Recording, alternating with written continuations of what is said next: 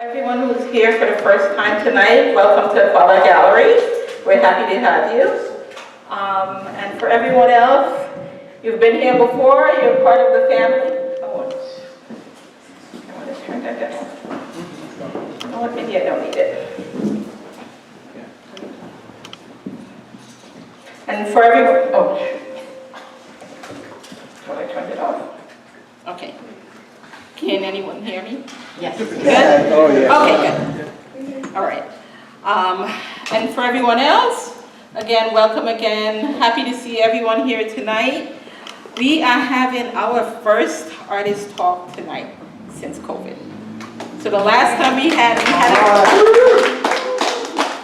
this is the first time we're having a group artist talk since COVID. I think the last group talk we had was February 2019. Wow. So that we're able to do this tonight, I am extremely, extremely happy.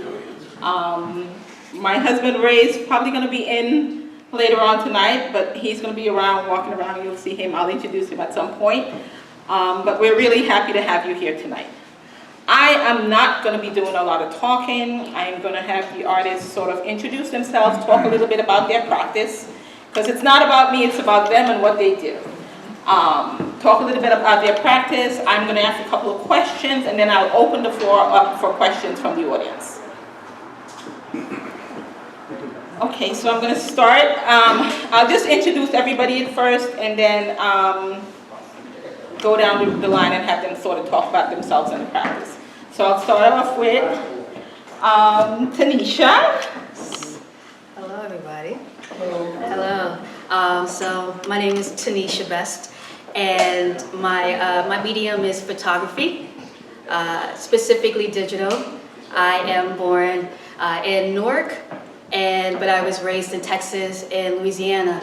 So my process is literally taking my camera and traveling and capturing moments and sharing that journey with the viewer.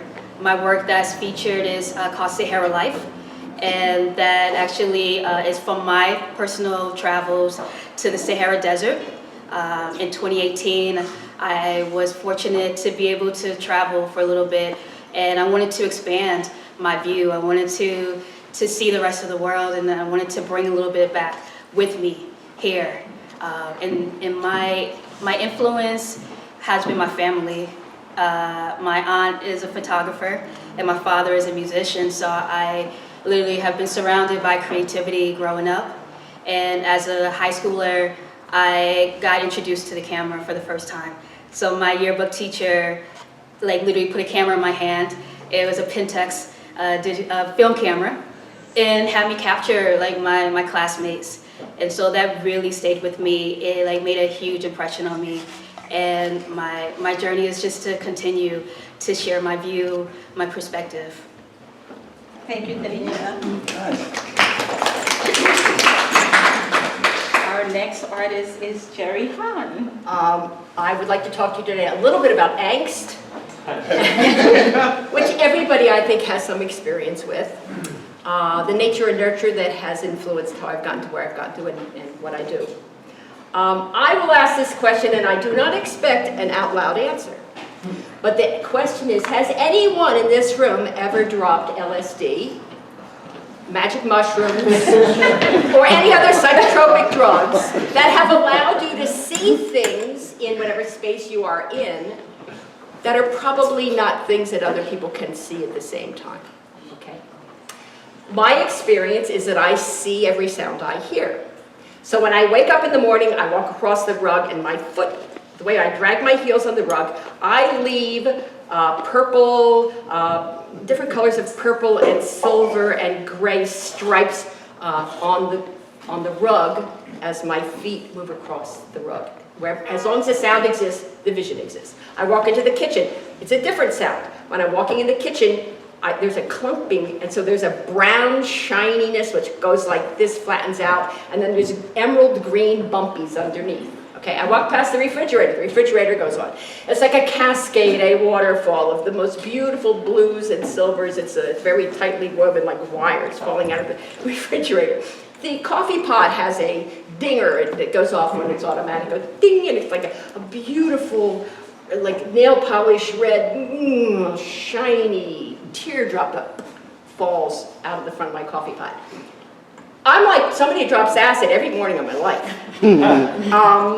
And it is because of my nature, which is I was born with a genetic situation, a nerve wiring called synesthesia. Now, anesthesia puts your nerves to sleep. Synesthesia is where two sets of nerves turn on simultaneously. I have 13 kinds. I'm only going to talk about one of them because there's all kinds of wiring that turns on simultaneously in my head. The one that is most affecting my artwork is the fact that I see sound. The gift of the situation is that I see every sound I hear. Oh God, the angst in this situation is that I see every sound I hear. It is exhausting. My husband knows we go into the city after about 3 hours.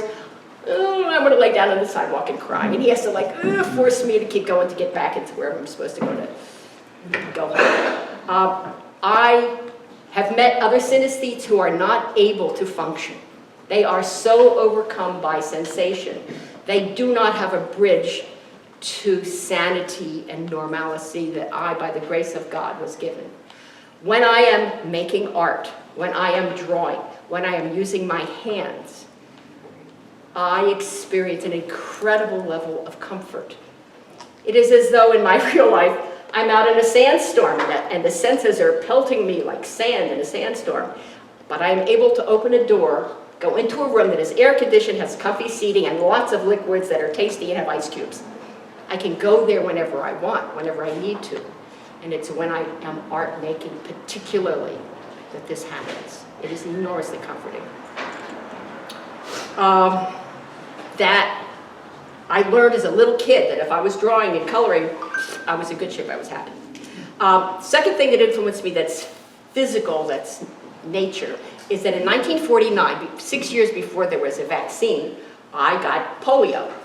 And polio meant that when I was in elementary school, because my legs didn't work, when other kids were playing hopscotch, dodgeball, you know, whatever sport, jump rope, stuff that kids do, I couldn't do it. Couldn't stand on one leg, couldn't run, couldn't do it. I was the gimp in the school.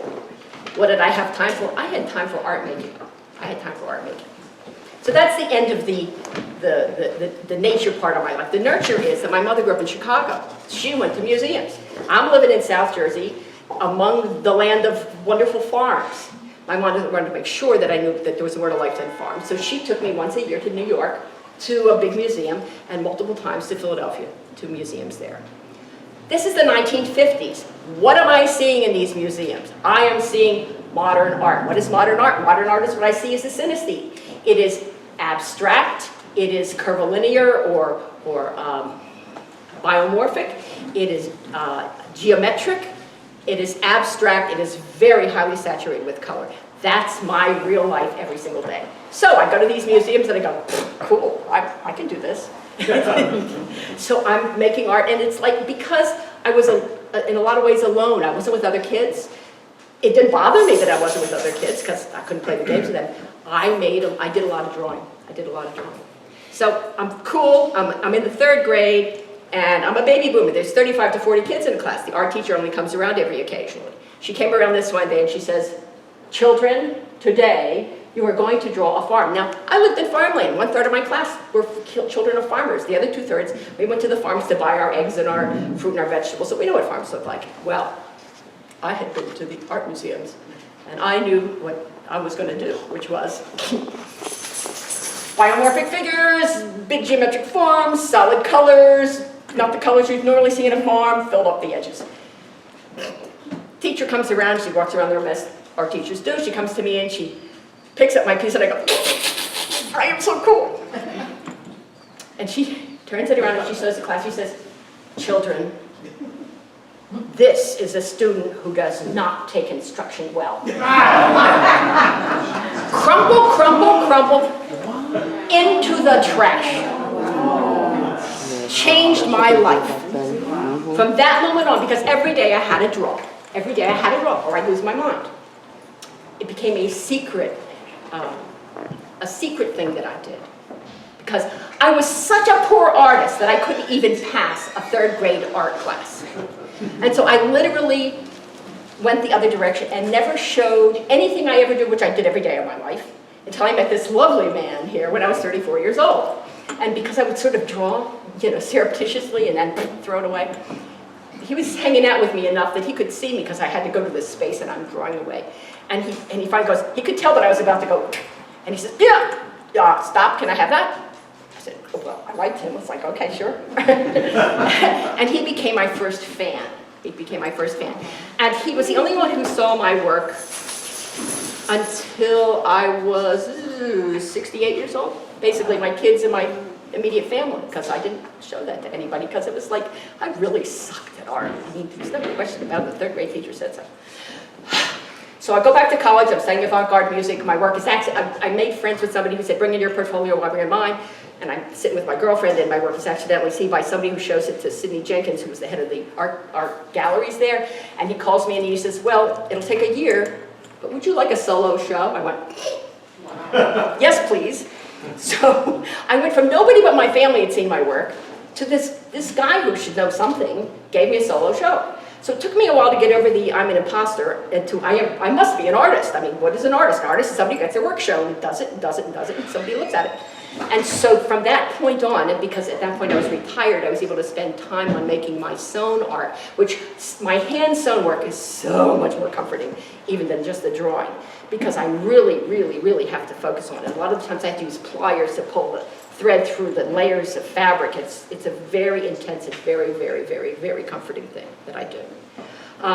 So for the last, since 2014, I have had the most fun working basically every day on art, doing something, which I would have done anyhow, but now it's intentional, and by the grace of God, it's gotten sold, and thank you, Laura, it has been presented. So that's the long story, but thank you very The next artist is Susan Globus. Hi everybody. My work, which is hanging behind you on the wall, the pink and the blue, that's part of a body of work that I started. Well, I was thinking about the Me Too movement, and then it just kind of was a blip. And if you're a student of art history, you know about the Guerrilla Girls in the 80s, Yep. who were famous artists, Frida Kahlo, Alice Neal, probably names you recognize, who put gorilla masks on themselves and protested, and their saying was the only way a woman can get in the Met is if she's naked on a canvas. And I was thinking, well, what's changed since then? And I was thinking that our visual vocabulary of what a woman is really hasn't changed that much, that we've got really narrow definitions of what female is. And so I started a body of work on female figures, and I just wanted to make them anonymous because I was thinking, well, between social media and a crime show, all the cops, the female cops are gorgeous and the male cops not so much. You know, because we think of women we judge them by what they look like, and then when Gayle King assumed CBS anchor, all of a sudden she was in low-cut clothing, and I thought, well, that's interesting. Here's an intelligent, powerful woman, and now we're seeing cleavage on her. So I'm not blaming Gayle King. I'm just saying we accept women when we can first identify them as some kind of sexual object, and then maybe, oh, and they're intelligent. So I wanted to start this series of female figures that were just kind of anonymous, not too much detail, so you don't look at a face and say, I like that face, I don't like that face. And I was saying, what am I going to use for my models? So I started Googling images of women on the internet, and I put strong women in, and I got to Simone Biles and Venus Williams and bodybuilders. And then I said, well, that's not the word I'm looking for, confident women. So I got pictures of women in like pussycat bows with blazers on behind a podium in a business situation. If I had put in hot women or sensual women, my computer would have exploded with images. So I said, well, this is really interesting. It just confirmed that this definition of female is way too narrow. So I started taking pictures of myself, and I took hundreds and hundreds of pictures of myself. and trying to evoke strength or confidence and not be demure or diminished or, you know, somebody wearing Mary Janes and little bows. And that's what this series is. And I've expanded the series to get more universal and more women in different life stages, but the method is a combination of mixed media, drawing figures, and then pouring paint over them to kind of obscure them and give the message that no matter how much you throw at women, that they can still stand and be strong.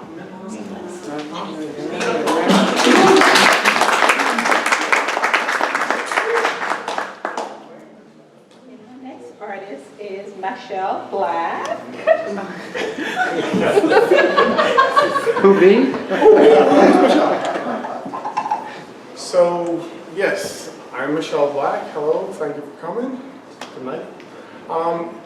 So I'm a painter, and I'm a painter, and I'm a painter's painter. And I'll unpack that a little bit. And basically, my paintings really, I'm sort of like I don't know, a formalist, you would say. Like, I really enjoy the process of making and how the language works. And tweaking and pushing myself into places that are uncomfortable, that I'm not used to. Like, for instance, I started making these orange and black paintings about a year ago, primarily. And the reason why I started using orange is because I just hate when colors get that bright. And then I fell in love with it. And my new series now is red, which I've never used. It's like I hardly ever use red, but I'm using reds. But I think I enjoy the way space works. So say sort of like how these clean. Maybe it's because I was a house painter. I don't know. Like when you paint it over a wall and you put a nice. You get a roller going and you get a nice rule going, that crisp, clean edge, flat space. And I guess Scott was a house painter too, so I see he's doing a lot. This is how the house painters paint. But yes, so this particular painting, right, is painted on a drop cloth. And that's why you see that seam going through. So I'll go to the store and I'll just buy brand new drop cloths and I'll paint on them now. Because, you know, I don't want to paint on the drop cloths that's been through people's houses for years anymore. And it's just, they smell bad. So they're painted on bread, but I like the fact that drop cloths are sort of like, you know, they're just made with scraps. No one, they're important because they're going to be on the ground. They're going to be discarded very shortly. And so when I came back, when I got out of grad school, it took a while for me to make art on a regular basis, just because, you know, you need a place and you need to, you know, stop, buy a car that doesn't break down the highway every 2 weeks, that sort of thing. But when I decided that, I'm done painting houses, I'm going to do my art full time, which is about three years ago, I had all these drop cloths and, you know, painting stuff, spackle and caulk, and I decided, you know what, I want to sort of bring that into my art. And so a lot of these, like, you know, drips and scratchy marks and the way the edges meet, I think that's given me a whole new language to work with. And this piece in particular is that sometimes the work is just about, say, a splash, a drip, the way that the mark works, the way it's about color relationships, that sort of thing. But then it's also about, this piece is also about, like, when something keeps me up at night, something passed by in the news clip. People on horse, like smacking at people trying to go somewhere safe and try to survive. And so I think when the whole Haitian border crisis came about, I was like, oh wow, that's kind of effed up. and so I went to the studio that night and I just, it was like horse. Okay. So it's like angry horse. And so it needed to be about, I brought that energy to the canvas. And what I'm doing when I'm making my painting is I have a particular energy within me. And the energy's over here and I find my way to it.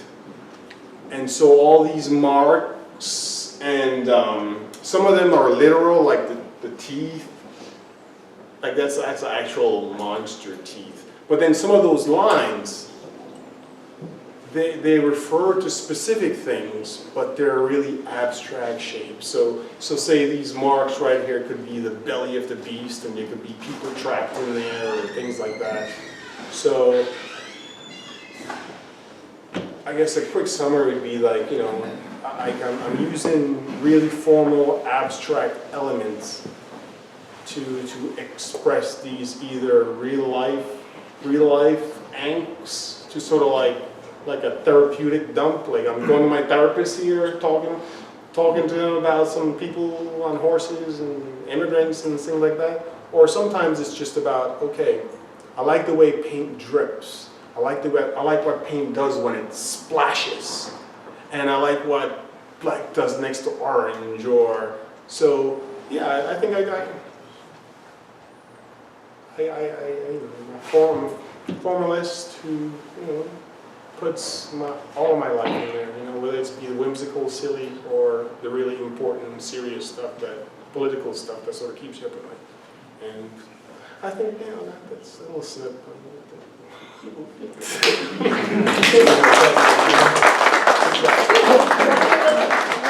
detail about Michelle, I have to say this again for anyone who's not aware. We sold our first piece of art to the Newark Museum, and it was called Legally Right, and it's a piece done by Michelle Black.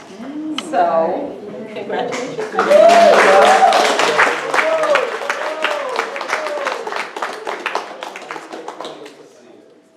I think I paint better when I'm a little angry about political things.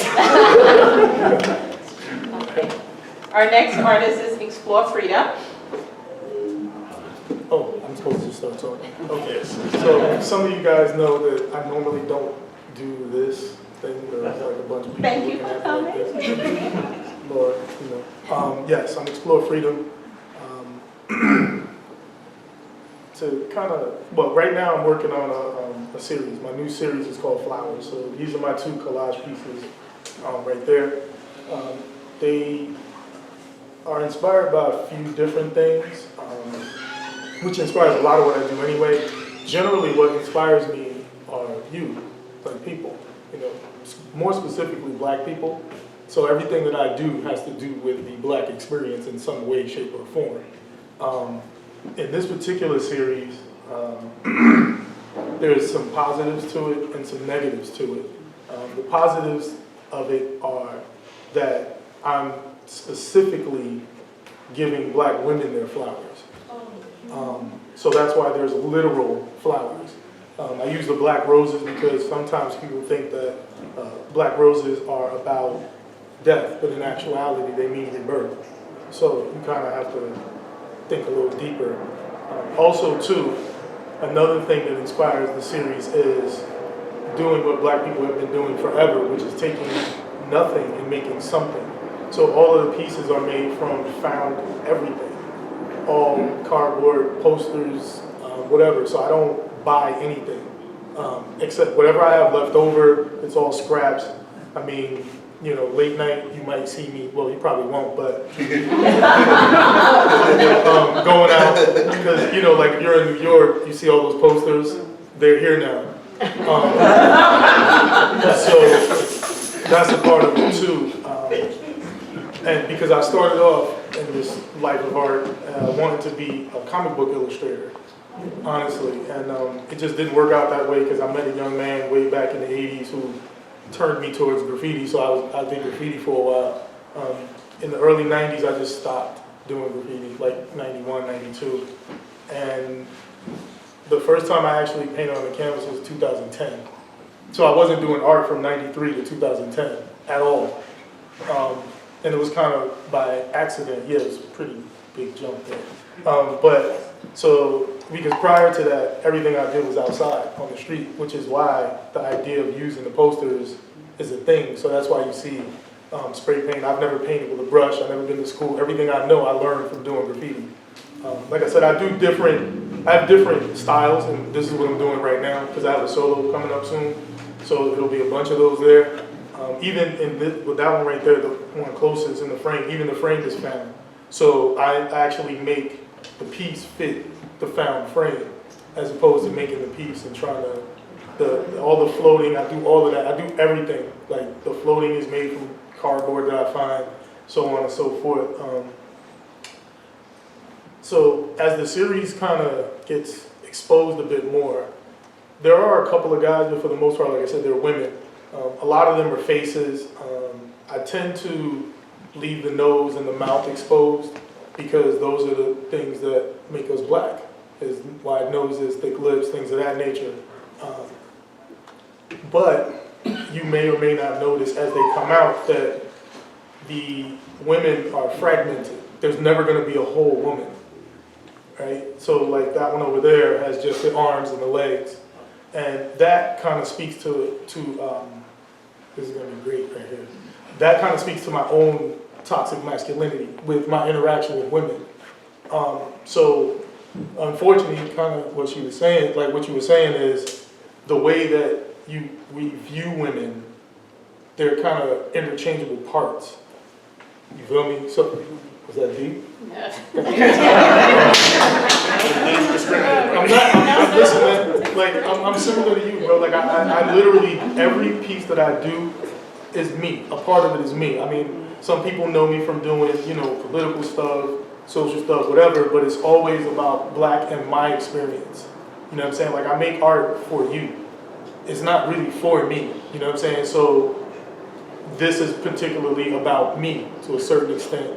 Other stuff that I do is about, because I'm a veteran, I was a graffiti artist, I was a street dude, like you'll see that in all my work, all of it.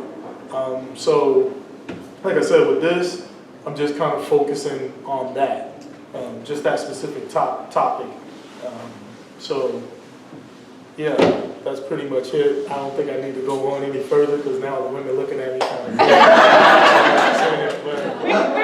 No, I mean, at the end of the day, it's something that I think a lot of men, we don't necessarily realize, because like, we just kind of function in this space of being on top, so to speak. Not literally and figuratively, but keep going. Yeah, no doubt. So Maybe you should stop while you're at No, just keep going and be authentic. At the end of the day, I do what I do because I'm going to do it. And so I don't need to stop. You feel me? Like, I'm not, part of the reason why my moniker is Explore Freedom is because I'm not really afraid of anything like that. Like, I don't, based on my life experience, there's no reason for me to be afraid of a room full of people who came to see artists talk. You feel me? Like, that's just my reality. So, like I said, I just pick a topic, and that's what I do. I'm more of a conceptual artist because, like, everything I do has a concept. I'm not doing anything to match your couch. I'm not thinking about anything. You know what I'm saying? Like, I'm basically trying to get you to critically think. You know what I'm saying? Like, that's the reason why I kind of don't do things like this normally, because it's easy for me to tell you what I'm doing. It's a little bit harder for you to have to work and figure out why I'm doing it. You know what I'm saying? It'll make you look at yourself. Like, for me to sit up here and be like, hey, this is about my own personal toxic masculinity. Every dude in here, well, maybe not every, but some dudes are going to be like, damn, like, I probably did that before. You know what I'm saying? And they just don't realize it. I know it. So it just is what it is. I can't go back. I can't do nothing about that. So that's kind of a little brief thing. If you got any questions on the side, holler at me.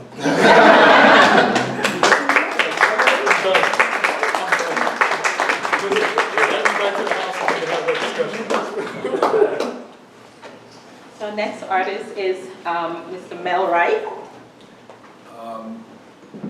As she said, my name is Mel Wright. My medium is photography. And most of all, I want to thank Laura for allowing me to show my work here. I came to an opening here about a year ago, and I saw this place. I said, this is where I want to show my work. Now, my venture into photography started in Vietnam, okay? In, what year was it? 1965. And Vietnam was just an incredible country. It was beautiful. People look at you like you're crazy. You say it was beautiful. It was beautiful. It was absolutely beautiful. It was war.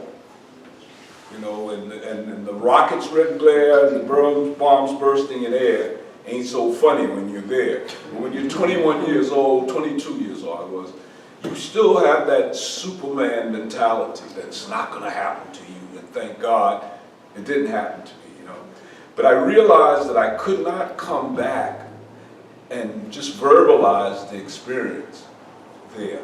So I used to borrow cameras, well, a camera from a friend, from another GI, and the camera of the day was the Brownie Hawkeye.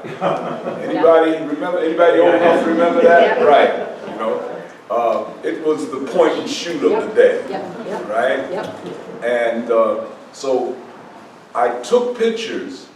Well, I was taking pictures, and I had no idea that they were going to come out and whatnot. And there was another guy who was from California, and he was very different from us. You know, in the evenings, he didn't go downtown and chase the girls. He didn't get drunked up. He was just kind of a spiritual guy. And he saw me and he said to me one day, he says, you know, I see you like to take pictures. I said, yeah. He says, well, they have a camera over at the PX, because in the service, they have these PX stores where you get things very cheap. And the camera was $30. That was a lot of money for a GI, you know. So he told me, he said, you should buy it. And I had that defeatist attitude. I don't know how to work. He says, I'll show you, right?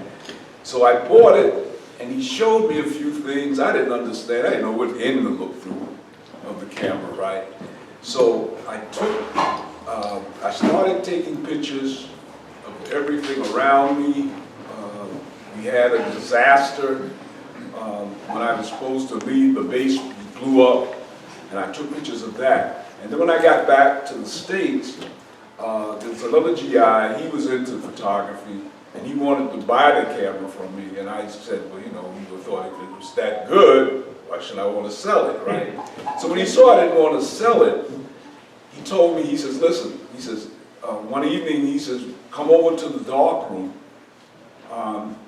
and I'll show you how to develop film and print, you know. So I did that, and I remember seeing, he showed me how to print. I remember seeing a print come up in the developer. That was it. That was it. I knew I had found my happy medium, you know. So I got back here, and the film that I had shot, most of it was pretty good. Some of it was blurry. Some of it was under or overexposed. But it's just that, to me, I was just happy to see the images that were properly exposed and that came out, you know. So that's where it started. And then in 1970, I hooked up with a guy, and we opened up a studio in New York. And I was able to learn how to use strobe units, you know, the lighting units, you know, with the umbrellas and all that. And I had time to practice, you know, to succeed or fail, but I had the time to practice. And I did a smart thing too also. I kept my job. I had a real job, you know. But it was good that where I worked at a bank, it was 3 days a week. It's full time, but 3 days a week. So I had 4 days, you know, off and whatnot, you know. And so that worked out for a few years. And then I watched other photographers that were out 24/7. And I said, hey, I need to get out on my own. And what happened is that a lot of photographers have assisted working photographers. I never did, you know, and I never knew that you were supposed to do that to really learn the craft, you know. And so, you know, my struggle was a lot longer. And in 1980, I had a major show at the Studio Museum in Harlem, okay? And it was all foreign, it was foreign countries and whatnot. And at that time, museums, whatever, they paid for everything. They paid for the printing of my color images. They paid for the printing of my color images. I did all my black and white because I could print black and white pretty well. But they paid for everything, big posters and whatever, you know. So that moved me along to other levels. And then eventually, I quit working at the bank and went out on my own. And the real world was hard, you know. But I said, I told the guys that I work with, I said, you know, you might come in Mickey D's and, you know, see me behind the counter. You know, I said, but whatever I have to do, as long as it's legal, I'm not coming back. You know, I'm going to go forward and chase my dreams. You know, and I had always, you know, growing up in Harlem, I'd always go to see these adventure movies. You know, you know, lions and elephants, you know, on the screen. And a lot of that stuff was not shot at that time on location. You know, they had the actors superimposed on these foreign backgrounds, but I was still intrigued by foreign countries, you know. And after Vietnam, that really whet my taste. And after that, up until now, I've traveled literally from Kathmandu to Timbuktu, from Bali to Mali, and still on the road, you know. And I love that. I love shooting in foreign countries. You know, it's just the environment, the different lifestyles, the culture. It's fascinating, you know. So the work that I have here is a new project that I'm working on entitled Eccentric People. Most of us here know people that are different. They especially artists. Especially artists. I mean, I know it's like one woman, the woman you see there, she wears her art. And there's another woman that I'm trying to photograph. Her name is Chikaya Booker. You know Chikaya? Yes. Huh? Mm-hmm. Oh, she is. She's from Newark. Chikaya Booker is out of the universe. She stands about, what does she look like? About 8 feet tall. And she's really great. I mean, she does rubber. And she does really well. The corporations buy her stuff, you know, for art in their yards and whatever, you know. But I'm trying to get her, I mean, because she would be just special for my Eccentric People project. So, am I getting, is that too? It's all good. It's all good. So, okay.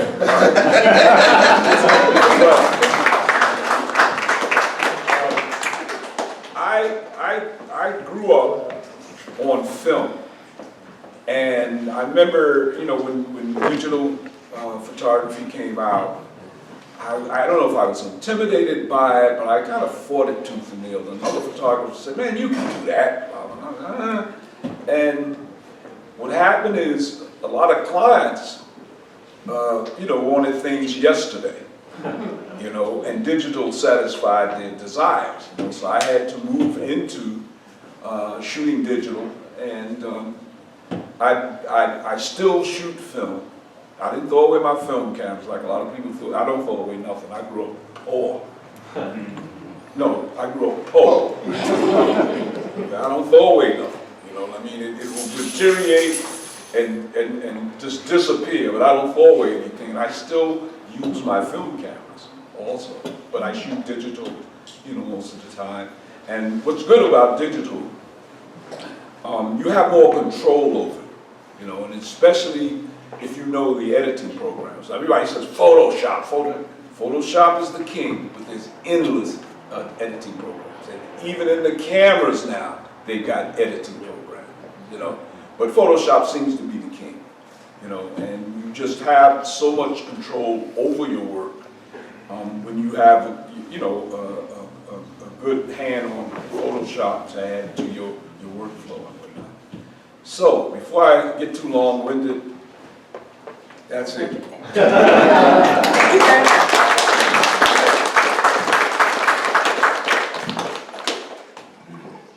Our next artist is Q. Hello.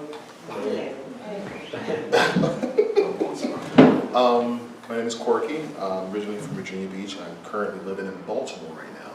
And me and my brother, named Mario, we made the trip up here today, and I started painting 6 years ago. And it was just, it felt good. And the only thing I wanted to do is to kick the shit out of the person I was yesterday. I wanted to surpass that person, and I wanted the title as a master. Nothing else mattered. So I've been doing 3D animation and computer graphics for 30 years. So any type of programming, JavaScript language, game development, I can do. But I wanted something else, and I started painting. When I started painting, I noticed since I've been doing 3D animation, computer graphics so long, I can see in 3D, just depth. And that's what bothered me about most paintings I saw. It didn't have depth. I wanted to give that illusion of dimension and this depth of feeling in my paintings as much as humanly possible. I wanted to jump out at you. I want you to see it. But I'm also a minimalist. So I wanted to keep it as stripped down as much as humanly possible. When I do a piece, it's the bare minimums to communicate what I'm trying to communicate at that time. Not a lot of colors, not a lot of glitter, or gold, or anything else. It's what it is, and that's it.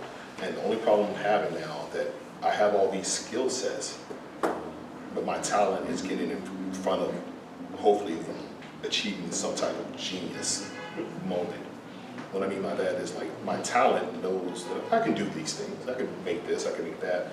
But it's not that genius moment yet. And that's what I'm striving for, just to find that moment of, I haven't seen this before, this is different, and this is my work. And I've been chasing that dragon ever since. It's pretty much it.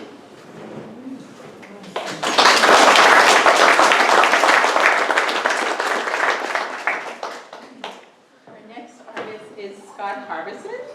Hey guys, Scott Harbison, artist.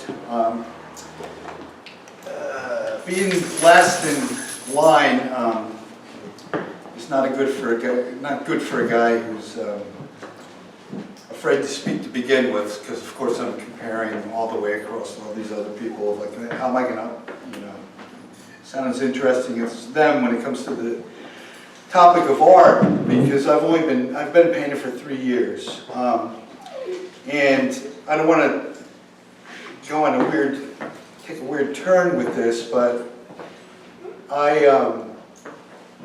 it sounds like this will be a plug for a particular program, and I guess in a way it is, but I owe everything to Alcoholics Anonymous.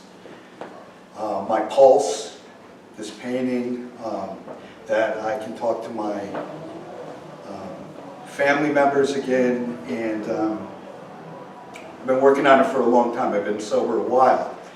But, and you have to bear with me, because I feel I can't tell you anything about art or myself without starting with this, but I picked up booze when I was 12 years old, and lived in a violent household, and I realized, what an escape it was from that instantaneously. And I used to play a lot of basketball outside. I would leave my house a lot. And anyways, around 15 years old, I got roped into being in a rock band because somebody heard me singing along with the radio and thought I carried a decent tune. And I found myself playing in what was, at the time, it wasn't called punk rock yet, but it was going to be called that. But there was a scene happening, and they were all older than me. I was 15, and the other 3 members of the band were all 15, except for the one older brother who was 17, who was the brainstorm behind this. And he got us into Max's Kansas City, CBGB's, all the big clubs at the time when this was happening. It was like the Warhol crowd was hanging out at Max's, and to me it was just, I didn't even want to be there. I was afraid. They had me fronting this band, and but it drove another nail in the coffin as far as my getting addicted to substances. And from that point on, and we did okay. We had a single out, and we opened up for all these bands that went on to be really big. And looking back, it's more exciting than it was when I was doing it, because I just didn't want to be doing it. I didn't care who these people were. I thought they were all weird. A lot of people were hitting on us, and we were young. And I ended up doing a lot of street drugs, a lot of acid, mescaline, you name it, basically, and drinking. Somehow I got the bug and wanted to start my own band. I thought I was going to do it right. And I started doing that, and I met, at about 19, I met the woman that was going to be my wife of 25 years, and we lived in the East Village in a hotel. Worked at the first Haagen-Dazs on 8th and McDougal, scooping ice cream. And we were both doing drugs, living in a hotel across the street, and living on ice cream for about a year.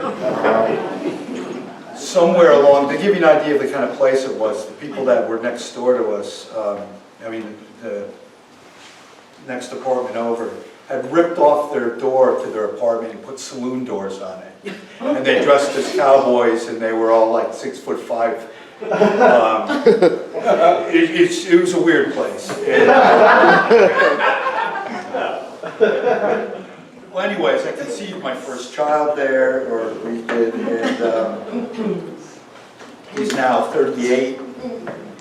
I kept that marriage together and started my own painting and plastering business at some point, because what I found as a young man was that I found I could work with my hands, because somebody had me on a paint job. And I found if I could make if somebody would give me $100 to paint fast and paint well, a bunch of doors and windows, that's like magic money when you're that age. That's like a lot of money. And that'll also steer you in a lot, in the wrong direction. Because I could have went to school or something, who knows. But that's what I did. I started my own business. And what I learned from punk rock was that it was a very do-it-yourself thing. They wrote their own music. They taught themselves how to play. So I had that in my head that I'm just, I'm a solo thing. I'm going to run my own show no matter what it is. And that's what I did. And I'm still doing it. Anyways, alcoholism is a progressive disease. I held a lot together for a lot of years, but eventually it started slowly taking me apart. To ultimately, 30-some years later, I've been drunk more than I haven't been drunk in my life. It got to the point where I couldn't show up anymore for anything. I used to, including work. And, it's an old story you'll hear, especially in AA, and I'm there often, in meetings. You lose everything one by one, and my wife left, I lost a job, I won't go into too much detail, but anyways, I flatlined a couple times. I was in several detoxes. It got real serious. I've had seizures, you know, so those are just some of the wonderful things that come along with it if you take it as far as I did. And I was good at it too. I was a good manipulator. I never really had to steal from anybody. I would talk people into things. I often used my being able to work with my hands. You don't know how many paint jobs I started, promised people I'd be done next week, and I was there 3 months later, and I'm pocketing all the deposits, and then telling somebody else down the block the same thing, and then I'll be back on Monday. I'll be back. You know, I did that forever. So it's a lot of work. You don't want to live like that. But I was good at it, and but it took me apart, took me down, almost killed me, and took everything away from me. And I got into AA and slowly put it all back together. It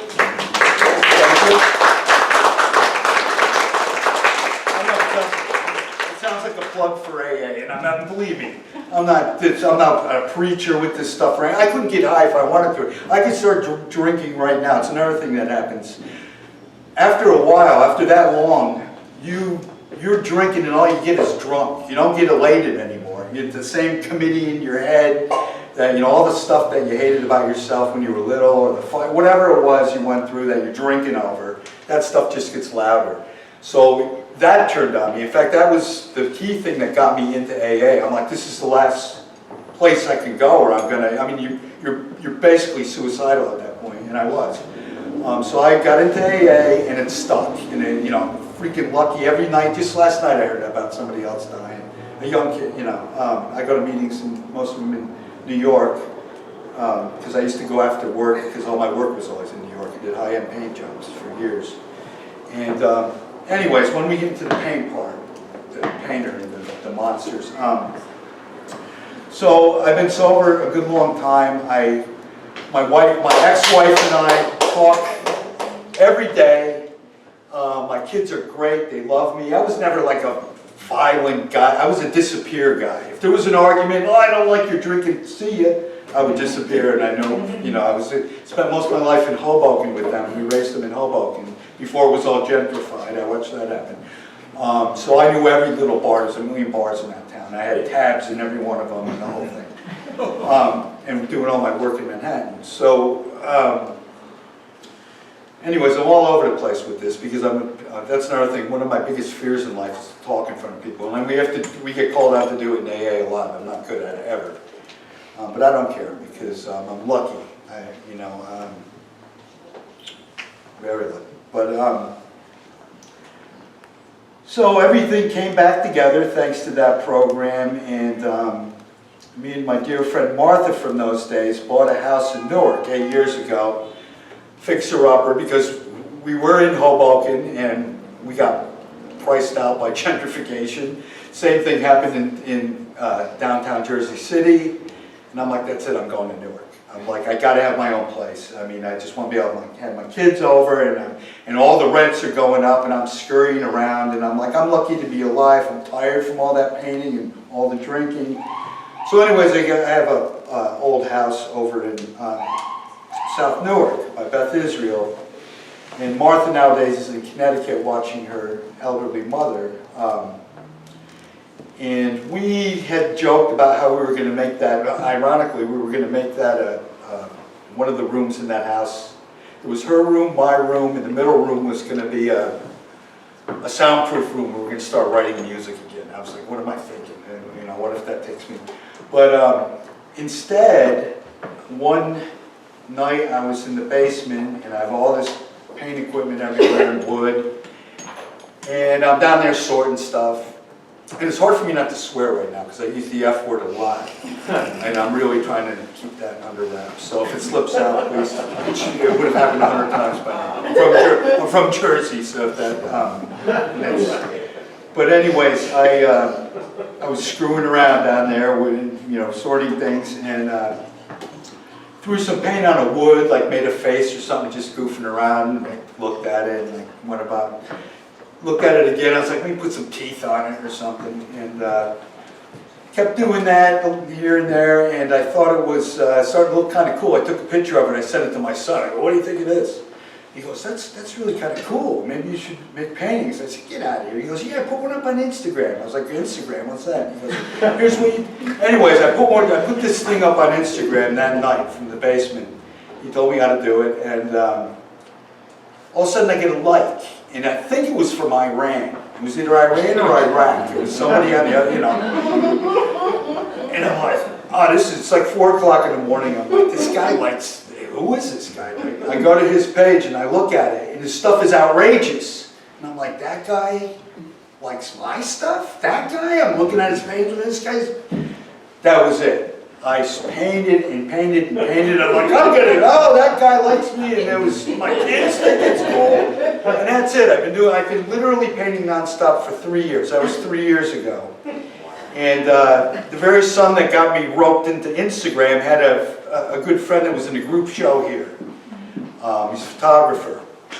And I'm like, well, now that I'm making some paintings that some people are interested in, especially in Iran, I'm going to go see what this art thing's all about. I'm going to go to that group show that Jake is in. That's his name, Jake Miller. Great kid. I watched him and my son grow up in Hobo. And I came to the show, and I didn't know this, and I should know better, because the equivalent in the music business, the equivalent of going up to some rock star with your demo tape, like he's trying to watch a show, going, hey, you want to listen to my demo tape? The equivalent of that is doing what I did to Laura. I was like, hey, you're the owner, I'm an artist, you want to see my stuff on my phone? And she looked at it, and she said, oh, I kind of like that one, and well, that one sold. Here, like, I don't know, a month later or something, when you put me in a group show.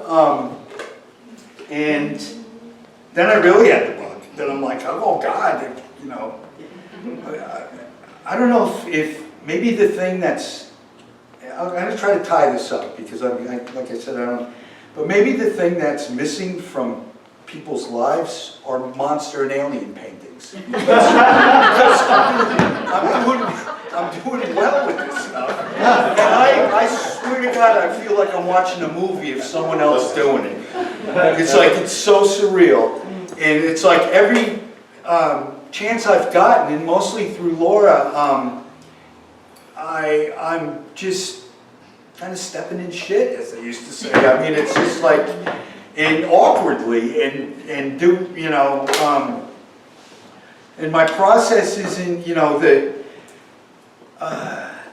I watched a lot of cartoons as a kid. I dropped a lot of acid. I used to draw pretty well when I was a kid. Other than that, I couldn't tell you why I naturally can do anything that anyone would want to purchase. You know, I just can't tell you, like, there's no secret formula. I just keep going. In fact, it's different almost every time I do it.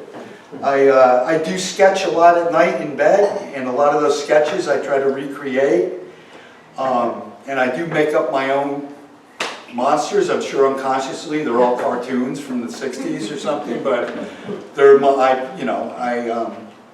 looking at them now. I'm like, if that monster didn't have a real skinny neck and his nose didn't hook just so, it would look like every other freaking cartoon monster. So I'm aware of that, and I do that while I'm painting these things. And then sometimes I swear to you, it's I'll be looking at something that's not quite working out, and I'm about to paint over it, and I'll go, I'm flipping this thing upside down. And I flip it upside down, I walk away, and turn around fast. And sometimes I see something like, oh my God, he looks like a different one, and I paint from, that's about it. You know, that's the, you know, that, and just, you know, I know how to handle paint. I had to learn how to do that so I could drink like I drink. You know, I give my family money. So, but other than that, I couldn't tell you anything else about it. But I am so grateful for this place and my sobriety, which, you know, and again, I can't emphasize enough that I would be dead, I'm sure, or in some other worse predicament than that, and believe me, it would be worse. But now that I'm, you know, doing okay, and I have a, you know, a higher power on my side, that I, you know, don't have a, I don't show up as much as I should for that. I'm not a saint, and I'm in good hands here, and everything seems to be together as I could ever want. So.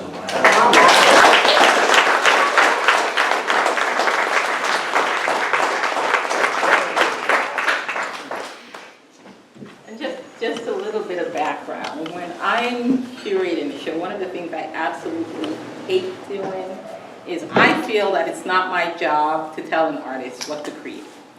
I feel like it's their job to create, and it's my job to figure out how to work it in a show, how to put it in a show. So I never say, go paint, X because I'm doing a show on X. I never do that because I feel like it's just not my job to do that. Since this is the first artist talk that we're having since COVID, there is one question that I want to know in terms of how, and you can answer in whatever order that you want, but how have you been coping with your creativity since COVID? And we can start, anyone first? I really like the guy I've been with for the last 41 years. I mean, I really like him a lot.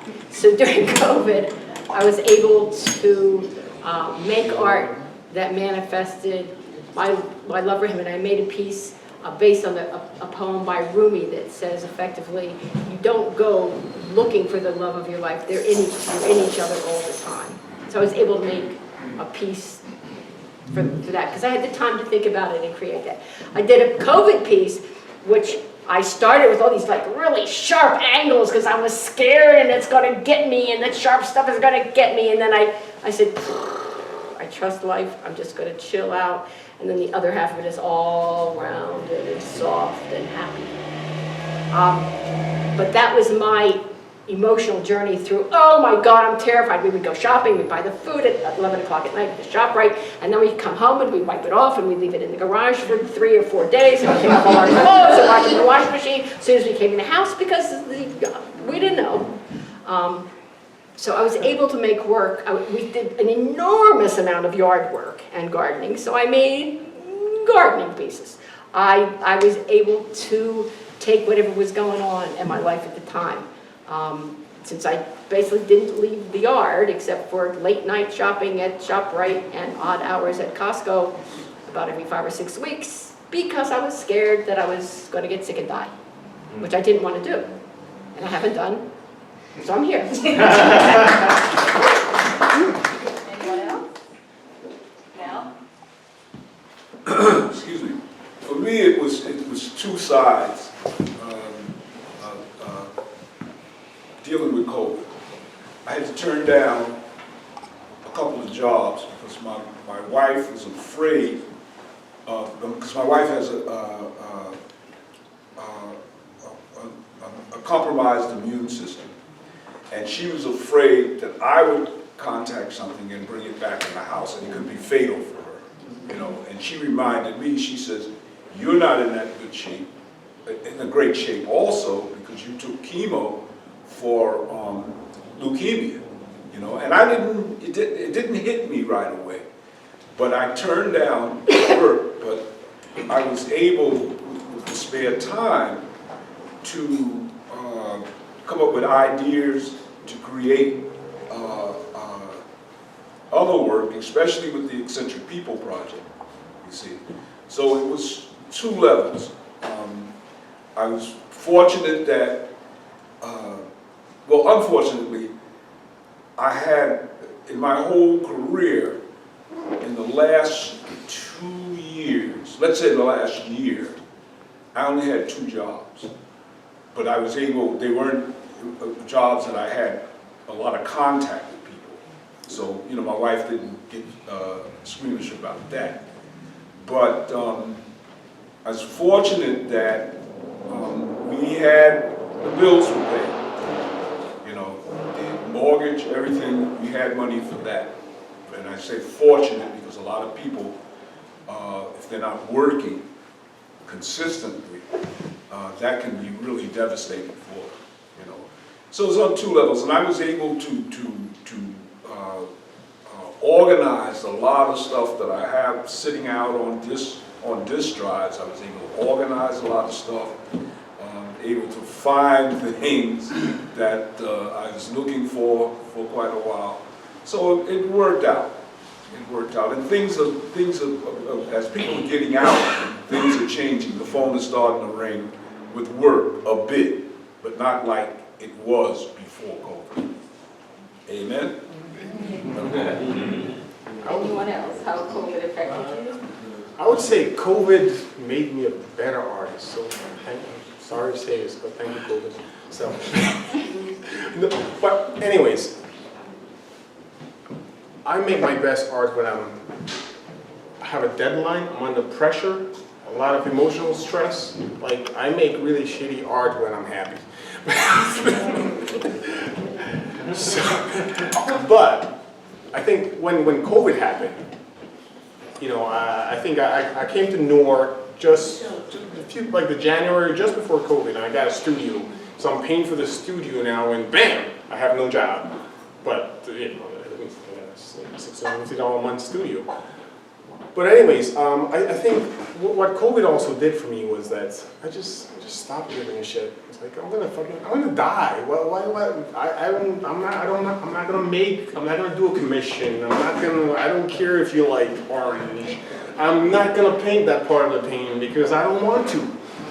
I don't care if you like it or not. And I'm gonna splash. In fact, you know what? I'm just gonna make a whole series of painting where it's just a splash. And if you like it, great. If you don't, I don't fucking care. I'm gonna die anyways. But I think, you know, just having that sort of like, okay, you no longer have the next 50, 60 years or whatever to play around and figure out how to draw perfectly or blend colors or work composition. You have like tomorrow or maybe a couple more days. What are you gonna make? And so a lot of my paintings, I just started making them, and then they were done that day, and then it was like, oh, I guess I got another day to make one more. But, you know, just being so in total, it's just like being able to get out of my own way, not question everything endlessly, not paint, because before, I think since I got out of grad school in 2006, I was producing about, what, 2 or 3 paintings a year, because I was like, you know, paint it, I don't like it that much, paint over it, paint it again, maybe I should change that, paint it. Now I produce 30, 40 paintings a year, because I'm just making them, and if it's good, great, if it's not, whatever. If I make 20 of them, maybe 3 will be good, and then I'll bring those 3 to the gallery, and then whatever, but I'm just gonna make them, finish them. Yeah, so just being able to just get out of my own way and not be so concerned with what other people want from me, just sort of made the work, I think, better. Thank you, Michelle. Anyone else?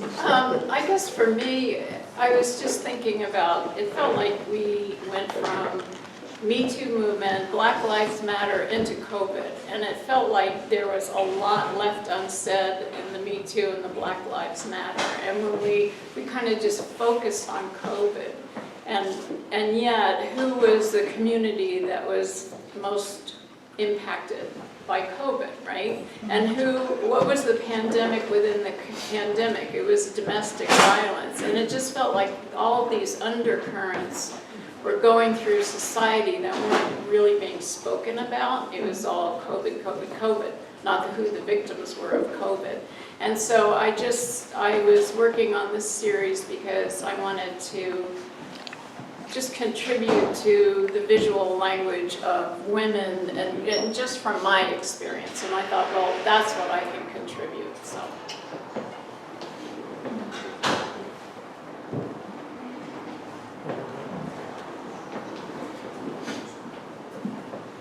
Tanisha? Yeah, I would say that the biggest thing that affected me was it actually gave me time to stop and literally sit still. You know, I feel like there's this pressure to just keep going in this like grind culture to like grind like 24 hours a day, and I didn't realize that I needed that we all, you know, can stop and just get that moment to just reflect on what's important, you know, in our lives, and also made me appreciate my family. And even though I was separated, but I feel like I grew closer to them and understanding what they bring to my life and where I've drawn my inspiration from. So being from a family that's creative and being able to take the time to understand, like, you know, their passion, to understand my father's passion as being a music artist. And that helped me to grow and to find my voice and to still like continue searching for my voice. So I think COVID really allowed me to just really stop and to take a pause and just like literally like give myself that permission to just sit still. I guess I was going to say, yeah, you know, I don't want to,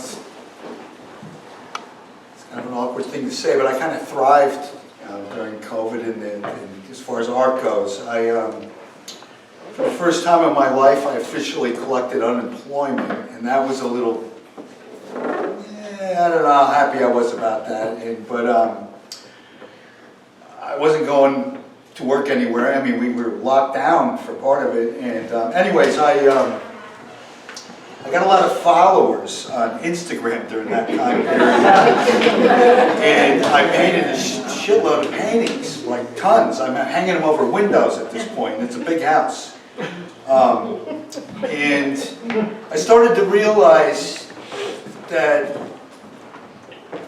you know, I'm like, what am I, like a novelty actor? I mean, I didn't say it like that. I was like, this is kind of cool. I'm like a novelty act. Every time I put up a weird monster, I get all these likes and 10 new followers. I wake up, I put something up and wake up in the morning and got more followers and more likes. And I'm like, what am I just like some kind of weird novelty act? And then I answered that question for myself. And I'm like, that's exactly what I am. I'm a weird guy that does monster paintings, and did a shitload of them, and I'm not going to say I'm happy for the pandemic, but I don't know that I would have got that much work done. I was really driven, and I was, going into that, I was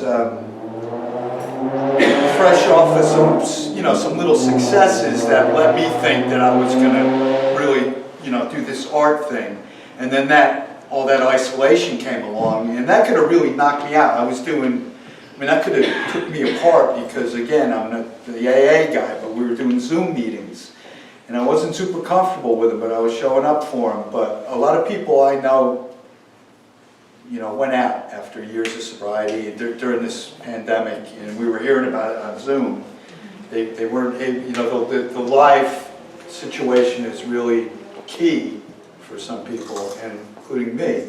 But I just dove into the painting and stayed in touch with my kids. They had all kinds of questions, life and death stuff, and everyone was talking to, and I was trying to be the Jersey guy that had no fear of COVID, but, my thoughts with myself when I went to bed at night were a little different than what I was portraying to everyone to keep them all like, don't worry, we're gonna, but I did do a lot of paintings.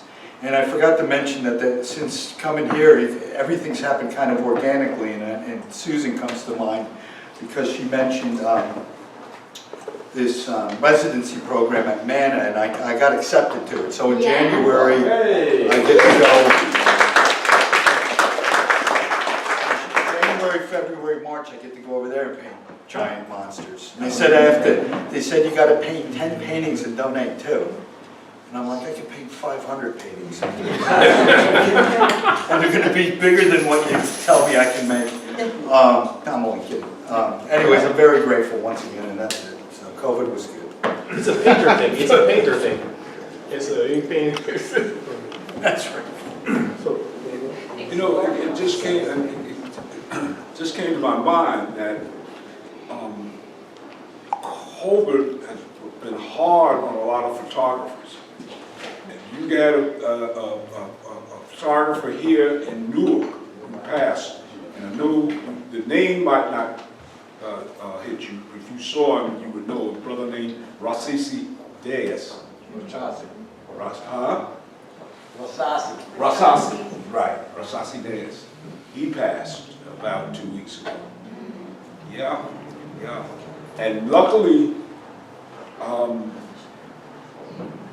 he was kind of close with the mayor. So, you know, the word was what's going to happen to his archives, right? So the mayor, my understanding, allowed a guy who worked at City Hall to go into his apartment and collect his photographic material. And then the word got to his sister, because the family didn't know right away. The word got to his sister, and she's going to have a memorial for him, I think they said sometime in November.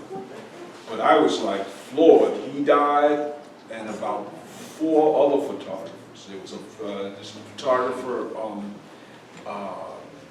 Armin, and the Patar. They used to be, if you went to concerts, they were up shooting. They passed, and they passed close together. So it's been kind of hard. I can name about another 5 more photographers that have passed because of COVID. Thank you, So Al. it's been hard on photography. Floor? Yes, thank you. So, COVID was kind of crazy for me. Last year, this week, Laura let me use the space to have a memorial for my mom.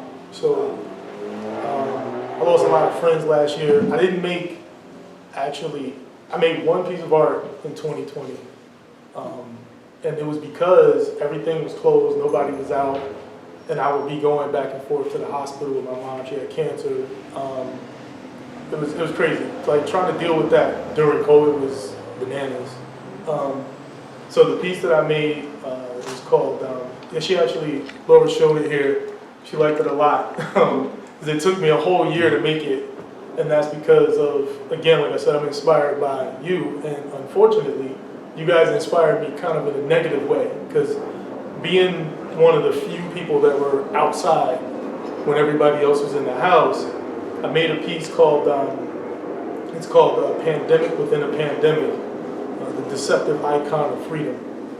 So basically what I would do is, as I'm driving back and forth to the hospital or back and forth to my mom's house in the middle of the night, I would stop with a bag and gloves and pick up all the used masks, used gloves, and I did this for the whole year. So when Laura had her exhibit, Masquerade, right? Yes. Everyone was doing masks, so I just took all those masks. And at the time, you know, there was a lot of police brutality, so I had all of these shell casings and all these homemade masks. There was, the amount of homemade masks that I found were unreal, because at one point, everybody would just take a mask off, throw it on the ground. So there was just gloves and masks everywhere. I mean, I found like one person, they made a mask out of a washcloth. They poked holes in the corners and put rubber bands through it so they could, you know what I'm saying? So I took all of that stuff and I put them in these commemorative flag cases. And so as far as like, that's how COVID affected me, because of what I was kind of going through personally. With my mother or whatever, and you know, but it had me going outside when nobody else was outside, which was a whole nother situation, you know, like he was saying, being isolated, like it was literally just me. There was days I was leaving my house and I wouldn't see another person for 8 or 9 hours, then I go home, and that would go on for weeks at a time, and I live alone, you feel me? So it was crazy, but I made that one piece, and like I said, I showed it to Laura. Laura was the first person I showed it to, and she was like, wow, this is incredible. Like, you know, I had all these masks and all this other stuff, and the bullet casings and police badges and the flags and all that stuff. If you want to see it, just pull me to the side and I'll show you a picture. But COVID affected me in a way where, like I said, because I wasn't able to freely move around, it kind of forced me to be with me all the time. You know what I'm saying? No matter what. Like I kind of got to a point where you know, I would call my friends who had like family and wives and all that, and I'm like, yo, I'm outside the house, just come outside and holler at me for a minute. Let me just talk to you for 15, 20 minutes or whatever. But like I said, it made it so I didn't make any art. So everything that you see now, I started making it at the end of, like literally the last week of December of 2020. So everything that I've made probably, I don't know, 50 or 60 new pieces since I moved into my studio in January. So for my solo joint, I'm gonna have like 20 or 25 of those collages. I have another series that I was thinking about during COVID because of everything that was going on. It's called Invisibility. It's a series that's about Black invisibility, whether it be positive or negative. So the whole series is based on me using Black to make paintings, and only Black. So all the pieces will be Black or whatever. You might probably see those in 2022, but yeah. So that's how COVID affected me. It's like I said, more, not really so much about art. You know what I'm saying? Because the piece that I made, it wasn't about art. It was about kind of gluttonous behavior and not really thinking about, and I'm going to use my friend down there's word, it's not really thinking about what the fuck is going on. So, you know, like I said, like I could literally, like when the toilet tissue thing was going crazy, I would go and park, and it was kind of interesting to see the behaviors of human beings. So I could go park at ShopRite and sit in the parking lot and get masks and gloves just by sitting there. Because everybody who would come out would just throw them on the ground, just throw them on the ground. And I would just get out with a bag, put gloves on, scoop them up, and then take them home. And I probably have enough gloves and masks from picking up all year to make like 4 different pieces out of it. But I'll get to that at some point. So, thank you for helping the earth too. Here, here. yeah, some people were like, yo, you out picking up old masks and gloves and all that. I'm like, yo, it's not like I'm just running out there picking them up with my teeth, like, you know what I'm saying? I would put them in the bag, fill up the bag, you know, put them in the trunk. And then when it came time for me to create the piece, I just put on gloves and a mask and, you know, I put them in there. Like I said, like, you know, Laura was like, yo, we gotta put this up. Because, you know, like I said, everybody else was doing, you know, like African masks, you know, so it's kind of like I looked at it like, yo, like seeing what I saw, like I said, with COVID, and there was obviously a lot going on with police brutality against, you know, brothers or whatever, brothers and sisters or whatever. It felt like I wanted to have a revolution while everybody else wanted to go to the mall. You feel me? So that was the one piece I made. It took me 12 months to make it, but I think it's good. I mean, That piece absolutely captured that experience of wanting to have a revolution instead of going to the mall. yeah, everybody else was at the house scrolling through Instagram, and I was out there, you know, doing my, not the thing, I'm not saying, obviously, I'm not the only person who was going through what I was going through, you know what I mean? Because, like I said, a lot of people lost their lives and so on and so forth, but trying to, like, go see my mom during COVID was like trying to get into Fort Knox, like, you know what I'm saying? Like, it was, the hospital was crazy, they were amazing, but, and I understand why, like, you can't go on the cancer floor, you know what I'm saying, with COVID and all that going on, so it was tough, and then there was a lot of time she would spend when she should have been in the hospital at home because of COVID, you know what I'm saying? So, like, at some point, you know, I'm administering, you know, medication with needles, and like, it was a lot going on, so I wasn't really focused on art, to be honest with you. You know what I'm saying? And, you know, after, like I said, this week she passed away October the 9th. So this week will be the same week that we came, my family, my friends, and all that, and Laura let us have a memorial or whatever. So that was real good. So thank you again. And then I sat around for a month and a half looking out the window. And then I was like, yo, I gotta get my shit together. So I moved into a studio mid-January, and now I'm sitting up here, you know, talking to y'all.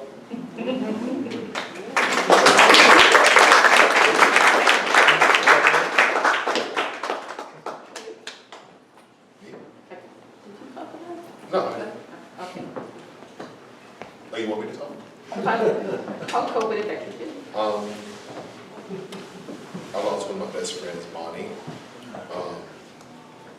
I'm divorced.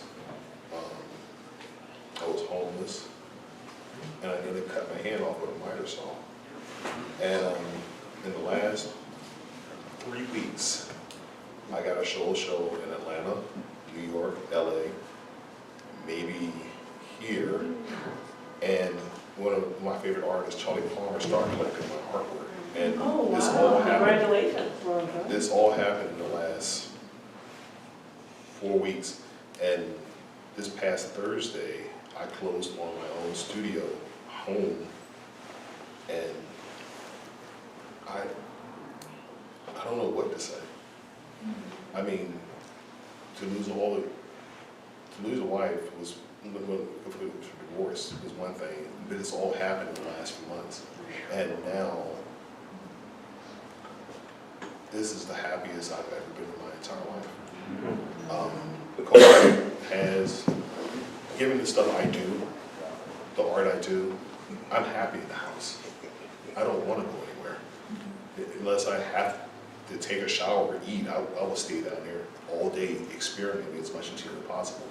Besides painting, I do 3D animation, I do sculpting, I do anything I get my hands on. I feel better when I'm doing something. I care less about going outside. I care less about things I guess most people care about. I just want to stay there and create. I mean, if it wasn't for moving in, my brother helping me moving in, I would probably be there creating right now. Putting things away or setting up the studio just right. Make sure the lighting is right or the sunlight, my easel's where it needs to be. I like being here, but it's a 3-hour drive, guys, and I really like to get back. You've been blessed. Yeah, I never felt blessed, but it just, I don't know, God's blowing on my dice right now. I'm rolling the 7s and 11s all day long, and I don't know what to say, but I'm thankful. So that's it.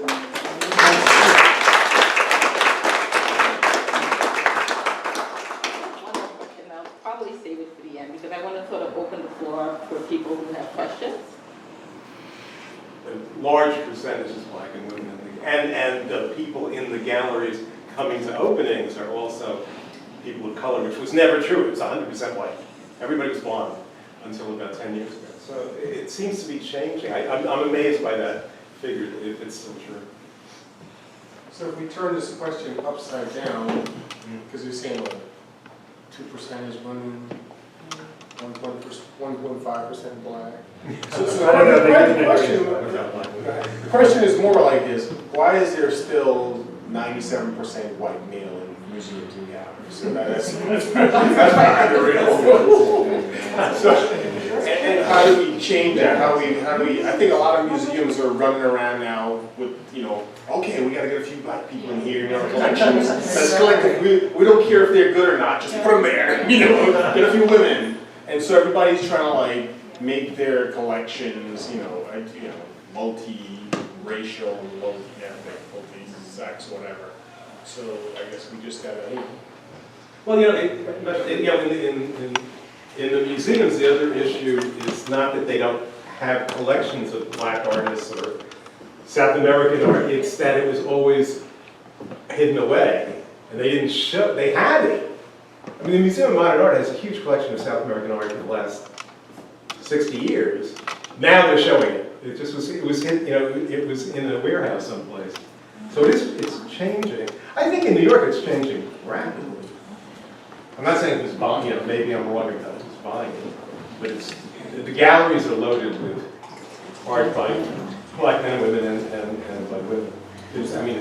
But is there a particular reason for that though? Like, I mean, the story it always seems to me is that we become the flavor for a moment. Yes, yes, that's true. But also, who are the collectors? Because we haven't mentioned that. Who are the people buying work, and what do they look like, and what are they interested in? Hedge fund billionaires. The billionaires are white. So I think the art, billionaires. I think the art world is a reflection of what we're experiencing right now in our daily lives. And to your point, there's the gentleman who actually posed the question. There's a group called Art She Says. which is a phenomenal group based in New York, but it's an international group. And the whole point of Art, she says, is to really champion the female artists and put their work in collections. And as a collector, I know there are a number of people that are collectors here. As an African American collector, it's very interesting for me to interact with gallerists and artists and how even Black collectors are treated. There are some African American collectors who will go into galleries and say they want to purchase X set of work, and that gallerist will not sell that work to them, which is preposterous. But that happens on an ongoing basis for African American collectors. It's real, it's valid, and so Black collectors like myself, we really enjoy people like Laura, Richard Beavers, and I'm not going to go through a host of names, who really want to champion artists that they're working with and put them in good homes. I'm not a flipper. When I die, my work, my art is going to my nieces or to North Carolina Museum, which is where I'm originally from.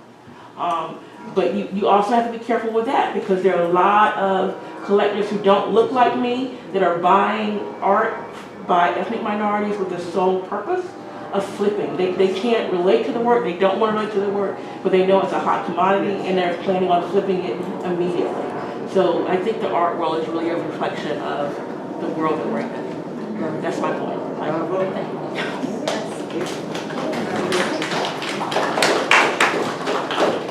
Going down that rabbit hole.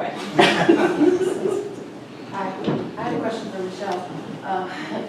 You mentioned in your opening your relationship to your creative energy, and you described a scene where it's already there, you just have to find your way to it. And I was just wondering if you could expand on what you meant by that. I'm like Jerry you see, I am sort of like, often when I paint or imagine things, I sort of stand out here and I look at myself. And to get into the mindset, like that's why COVID was kind of worked for me, because it put me in this super angst. Sort of like, it's an emergency, I need to do this right now. And it allowed me just enough space to get out of my way, so I have all this, like, I don't have the fancy stories. I went artistically, I went sort of like a traditional route of 6 years of art school, learn all the rules of colors and compositions and whatnot. And so for me, the challenge is putting that stuff to the side and bringing the intuitive and sort of being able to access that without the brain getting in the way. And so when I produce something like this, I have to produce it fast enough that when I'm making it, I'm accessing all these facilities almost subconsciously. And so the language is there, and these emotions are coming out. They're there.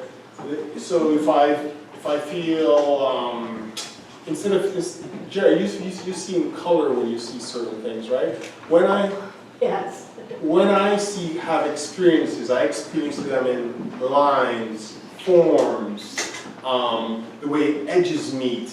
So when a really sharp edge meets another one, that's some kind of it's clarity, it's intense. And so when things get confusing and sort of muddled and there's a lot of ambiguity, so that could be like a lot of overlapping lines that fill up a lot of depth and mess. So that part of painting is about depth, mess. You don't know what the hell is going on. There's more complexity to it. There's no clarity to it. So the specific things that I'm experiencing, it's just sort of like being in that, like almost like transient, sort of like the spirit.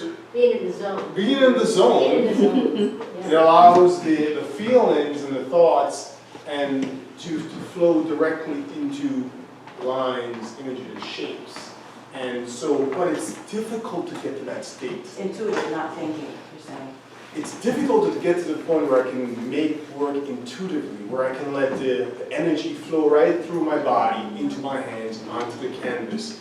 And I tried alcohol, it doesn't work for me. I tried drugs, it doesn't work. I need to be super conscious, super anxious, just super aware of everything around me. And then it can flow through. Did you think that the fact that you had so much education is that which keeps you a little more tentative? Because you're going, oh, well, I'm supposed to do this. I learned I'm supposed to put these things together. Does that, yes, that's why I needed to feel like I was going to die to make a decision. Okay. I don't know if that answers the question. No, totally. I also heard like speed almost, not giving yourself the time to think. Yes, I have to get into that zone easier. Have to the speed bypasses the sort of like art school jargon, sort of like, you know, yeah.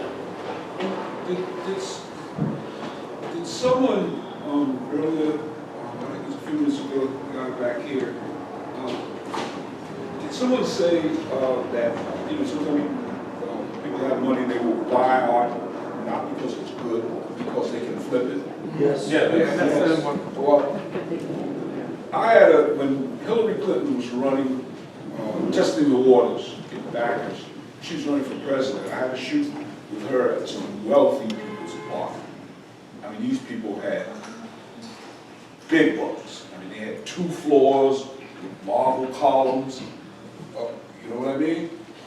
And I was looking at the art there, and man, it was art that was just depressing. I'm serious. It was just, you know, made you want to feel like you're going to die. And I was wondering, did they buy that to maybe flip it, make money on it? I mean, because it was, they had one piece of, they had one work there that was inspiring. But the rest of that stuff, man, it felt like you look at it and feel you're going to die and go to hell. And these people had money. You know, they had grand theft money, and it made me realize I was under the illusion that people that had money, you know, bought the best stuff. There's nothing wrong with flipping art. You know, I mean, people say art is an investment. It is an investment. You know, I mean, look at Jay-Z. He bought that Basquiat for $5 million. It's worth like $30 million. There's nothing wrong with investing in art. I mean, or flipping it when it gets to be. I mean, I want to sell you. If you want to buy some of my art and flip it 5 years from now, go ahead. I just think art. You know, you can buy art, flip art, and art doesn't have to be good. It doesn't have to be pleasant. It can be shitty. It's just about sharing an experience, you know. But Michelle, flipping art in 5 years is very different from flipping art very quickly, because that actually damages the artist, especially if you have a young artist. To get back to your comment about art, there is now on the internet several art-oriented websites that track up-and-coming artists and their work and their prices. And people who have exceptional wealth, like the Cohen in Connecticut that just bought part of the Mets, who's a billionaire. These people buy art like we would go to the store and buy vegetables or soup or something. They just Stephen Cohen. But he's just one of many. But these I subscribe to them just to know what's going on. And they will go and they'll find an artist, like a new and up and coming artist, and the word will go out on this network, and then these people go and they suck it all up. And they'll hold it for 5 years or 6 years, and then when they've tripled their money or done whatever they want to do with it, they'll sell it. But it's really, I think it's distorted the market, because it's not on merit, it's just on hype. You have a question? Yeah, I was actually, to build off of what this gentleman was asking, I was just going to ask your guys' opinion on, I guess, a couple things. The marketplace specifically for art and how you guys view your relationship with it. And I guess some other components of that, integrity, value, just as artists, how do you view your relationship with the market, and where do ideas like integrity, value, supply, demand, fit into your view and relationship with the market, and why you guys are doing what you're doing? I don't know if that's a clear question. It's another question. Peel it back a little It bit. sure is, honey. I think, so why are they doing what they do? I'll start with that, Okay. because I think that's important. So I do- anyone wants to answer why you do what I you got a do? short answer. I do what I do because that's who I am. It's not, it ain't rocket science, you know what I'm saying? I do what I do because that's who I am. I gotta create things. So, as far as like, I guess you said, like integrity, with my, I don't refer to what I do as work because it's not work for me. So like, I hear that word a lot, like, oh, my work, it's not work. In the literal sense for me. So like if you came to me and said, hey, I want a piece from you because I want it to match on my couch, I'm good. Like you can keep your money, it's all you. I appreciate it, but, so I guess if that falls under integrity or not, I don't know. But, yeah. To your point, like, and I'm sure most artists, or a lot of artists, don't necessarily view it as work. I like to claim to be an artistic person, so with respect to what I do, I look at it as an investment. And to that point, that's why I'm kind of asking how you guys, what's your relationship to the market, or do you even acknowledge there's a market? Because when you guys invest as much time and passion and whatever it is that goes into producing what you produce, oh, sorry. I kind of want to sort of say something towards that, in terms of relationship to the market. I mean, my view on what they do is that it has value. Yes. That's my view. It has value. What they're doing, they put it in time, that has a value to it. They're spending time buying material, that has a value to it. They're investing time creating the work that they create, that has a value to it. And so as much as they do what they love doing, there is a value to what they do. Teachers teach and love teaching. There's a value to that. We see it and we see the value and they're paid for it. Nurses, doctors, lawyers, we see it, we see the value and they're paid for it. When it comes to artists, for some reason, there's this notion that what they do is great, it's wonderful, it's appreciated, but somehow it shouldn't have value to it. And I don't subscribe to that. And in terms of even all the artists that I show here, there is value to what they did. There is, and you know, I'll allow them to answer that question, but I feel like I have to speak in defense of artists because a lot of times there's this notion that what they do is not valuable. It's valuable for the aesthetic of it, but it's not valuable in terms of, well, why should I spend money on that? Why can't I have that hanging on my wall for free? Why can't you, lend me that piece and I can hold it for 6 months? No, it has value, and the value is the prices we put on it. And if you love it and you want to experience it, you should not have a problem spending money on what they spend money to create, what they spend time to create, what they invested in to create.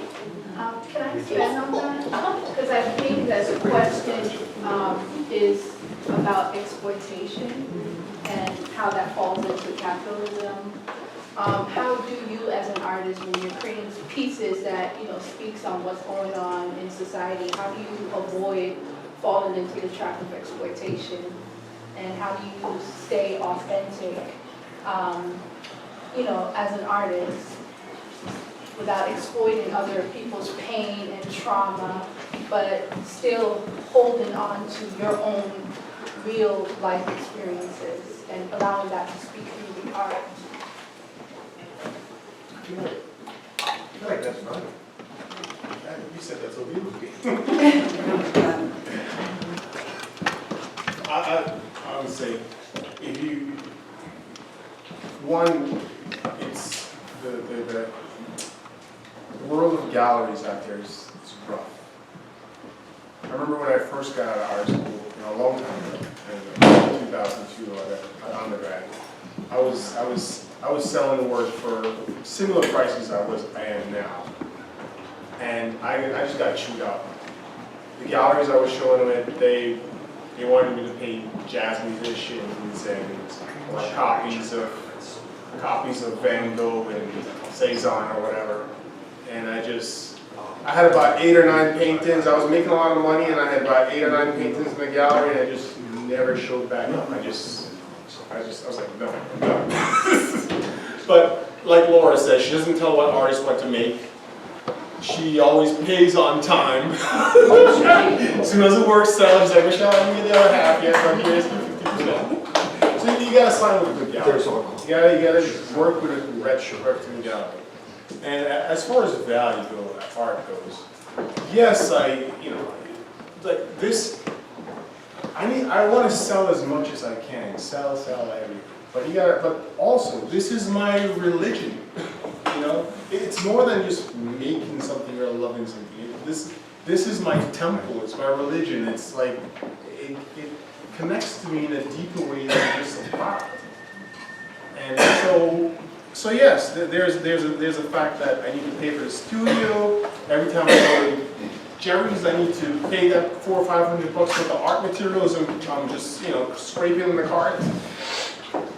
And yes, and yes, I am offended by, say somebody want to buy my work and flip it. That offends me. But at the same time, I need the money to buy more stuff, to make more art. I'd rather have the religious experience and not worry about someone's motive. And at the end of the day, I think I will have a big enough body of work that, I think at some point I would just ultimately, I told my wife this, I told Laura this in the past.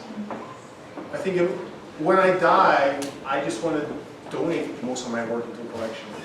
Like if it all sells, great. If a lot of it sells, great. But ultimately, I want this to be there for bigger human experience. You can go there and people can go and experience these things. And I hope that people that collect my work think that way too. That you want it to end up somewhere where people can go and experience it. And that if people want to buy it, there's always going to be some people that it's just a product. Flip it. But ultimately, I think you hope that people that buy your work have a connection to it, but you can't control it. I went off on a tangent. We were collectors from years before I started making my own work. And I've only ever bought pieces that resonate. There's something that when we look at it, it's years later, and when I still look at it, it still does something. It moves me, it changes me, it makes me think of something new. It feeds my inner soul. When I am making work, it is, as far as I'm concerned, I'm so grateful that somehow the mystery works through me and I'm able to manifest something very deeply, authentically human that I am experiencing, particularly when I listen to other people's music, that whatever they have created is coming to me. And I'm able to somehow manifest that. People who have bought my work over time, because I'm a relatively new emerging artist, so far what I've sold to people who really, really, really like my work. And have told me, oh, it hangs over my piano, it's in my office, it's wherever it is. And I look at it, I enjoy it. So I'd like to hope that all of us get to sell our art to people who somehow love our work and take our energy into themselves and there's some kind of dance over time. We're the makers of culture. Pay us, goddamn. Can I address your topic of authenticity and how you keep that? And I would just say, for myself, I'm not going to make a work unless I have a feeling about making it. And so that feeling is authentic. I don't start out with I think I'm gonna make a piece of work that's gonna go into a gymnasium. That's not what it comes from. The paintings that I made, they're that size because I want people to see larger than life female figures. And I'm working on a piece now that's 14 feet long by 7 feet high, and so many people have come into the studio and said, well, where's that going? And my answer is, I don't know, but I want it to be monumental. And so there's a balance. You hope people buy your work and you hope they appreciate it, but for me, that doesn't govern, that's not the first thought about when I start making work. I want to express this in the best way I can. I guess what I'm trying to understand, because I remember I was online and I was on this art page and they were talking about how during the height of the Black Lives Matter, that there were a lot of artists that were basically creating artwork of people that had passed away, and they were questioning, like, at what point does it become exploitation? So when you're going into these conversations, like, how do you how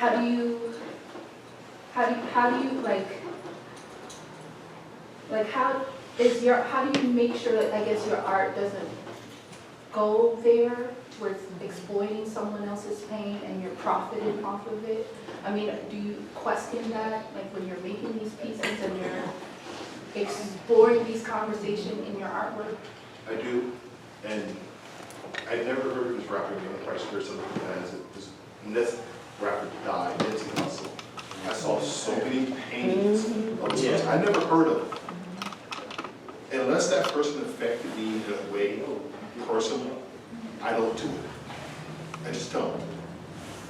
I never saw the purpose of painting death whatsoever, unless it really bothered me. Like my friend Bonnie, I have that painting right there is with her, because she affected me personally. So that's why I draw a line. Don't get me wrong, if Stevie Wonder dies, I'm gonna freaking lose it. But I'm probably gonna do a painting of it. It's best to do it while you're still giving the roses, while you're still alive. And when it comes to the holding on people's work and selling it, what I normally do and what I've done ever since I started, I give my work away.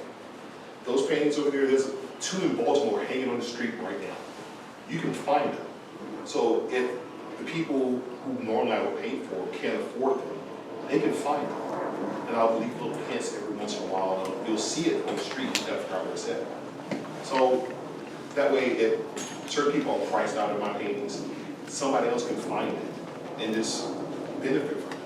I paint a lot, and I'd much rather just give it away or, I don't know, just provide somebody else with an opportunity. Yeah. It's almost 8:30 right now, so I'm going to wrap it up because we went over half an hour. Thank you to everyone who came out.